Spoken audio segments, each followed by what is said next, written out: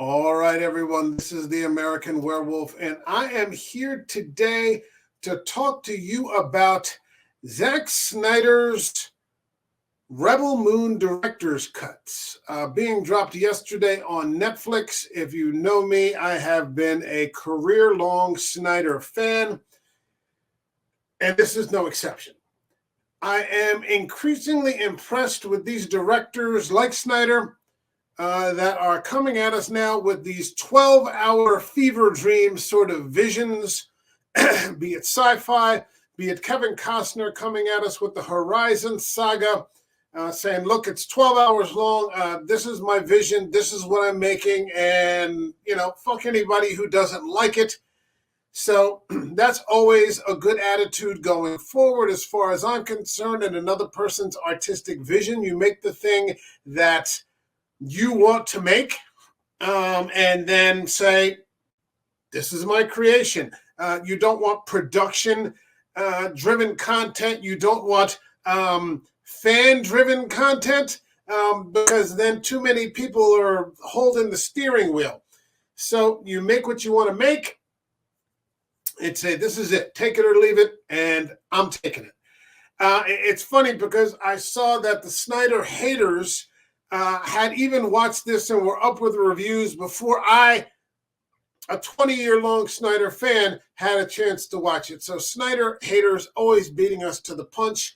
But here with Rebel Moon, we're getting more. We're getting more. The initial A Child of Fire and The Scargiver was about 4 hours long. These are 6 hours long combined. Maybe a little over 6 hours. I think somewhere around 6 hours and 8 minutes or something like that. So what are we getting in the additional 2 hours? Well, we're getting more. We're getting better action scenes. We're getting more blood. We're getting more gore. We're getting some character expansion. We're getting boobies. We're getting lots of sex scenes. Zack Snyder is like 61 years old, and he's just got boobs running all over the place. It's just a glorious thing to watch. And basically, Rebel Moon is the story of, it's basically Seven Samurai in space. It's Star Wars in space with the evil motherland or the evil empire descending on a lone planet for its grain supply. And a soul stowaway or someone who's been living with them only recently actually is a runaway from the empire and goes off world in an attempt to recruit warriors to come back and defend these people against the boot of tyranny. There were a lot of things from the first two movies that are in here. Like I said, it's just an expansion of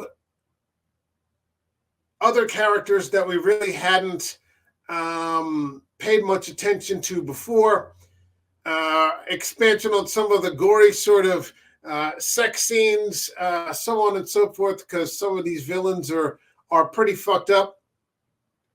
But I had a great time with it. I think it's just a lot of fun. I got a chance to watch them both yesterday, so I sat down for just about 6 hours. I got through the last 30 minutes because I was running around all over the place. I got through that this morning, and I think that they're worthwhile to watch. And a Zack Snyder film is probably better than about 75% of what most other directors are putting out there. So I don't want to hear, well, the story's thin, or this isn't explained or that isn't explained, because the same people that will tell you that will tell you that Guardians of the Galaxy 3 was a great movie. The same people that tell you, well, this plot is thin and there's no need for this to be in there, are the same people that are going to tell you that The Toxic Avenger is a good movie. So those people can go fuck themselves. Okay? Now, I'm not going to get into too many of the spoilers.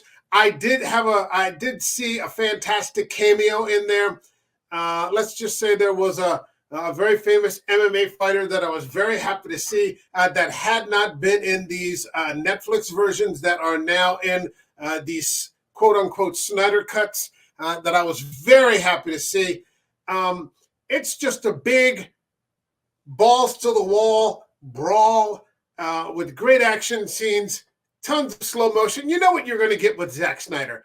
He's not pretending to be anything else. He's not making movies for his haters. He's making movies for himself, and he's making movies for his fans. Because earlier I said, you shouldn't make movies for the fans, but he knows what his fans like, and they're the things that he likes. So guess what? When he makes a movie, all those people that already like his shit are going to come out and say, fuck yeah, when's the next project? So I had absolutely no problem with any of this. It's just a great time. One of the things I really have to invest in soon is a larger television, though, because movies like this, a big 6-hour sprawling sci-fi epics like this, should be seen on a larger screen that I have. I only have a 31-inch. That's so lame. I've got to get like a 65-inch or something like that, and start to, upgrade my my viewing experience. But you could see why this had been turned down by Disney. This is not Disney content, and you saw probably some of that in the theatrical releases, because we had, scenes that, attempted gang rape, people just getting their heads blown off. These aren't the stormtroopers from Star Wars that never hit anybody, or they hit and it's this bloodless sort of death. Heads are just exploding from gunfire. People are being decapitated. They're having their heads, blunt force trauma, just having their heads stoved in. They're being disemboweled and being pulled in half. So you can understand why Disney would pass on something like this. This is not something that you would see on the Disney Channel, and parents, probably rightfully so, would be freaking out. So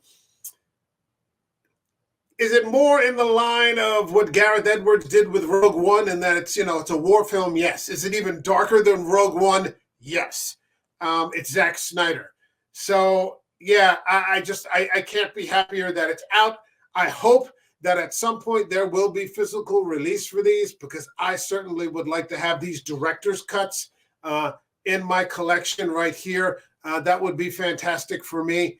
And yeah, it's just great stuff.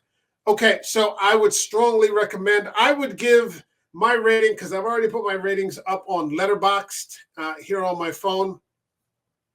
And so you understand, Letterboxd has separate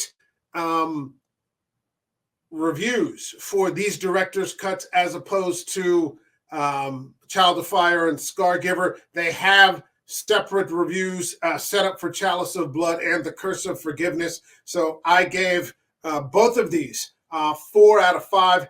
It's not best. It's not Zack's best work. It's not the DCEU or anything like that. But it's 4 out of 5. It's top tier entertainment. It's a lot of fun.